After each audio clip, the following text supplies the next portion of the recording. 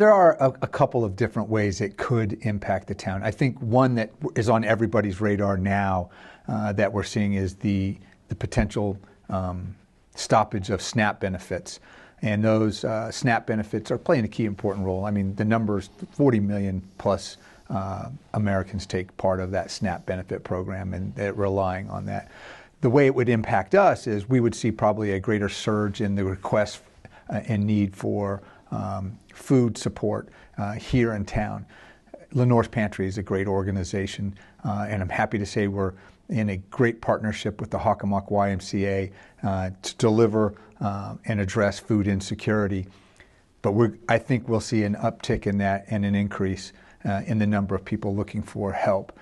We'll also see the potential from federal employees who may not be paid in the coming days that might not be able to make tax payments or other issues and have received their letter saying that, once these are turned back on, their salaries will pick up.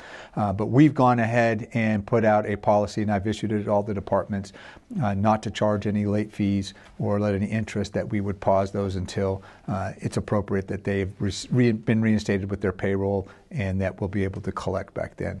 So that's another way we could see some impacts here in North Attleboro.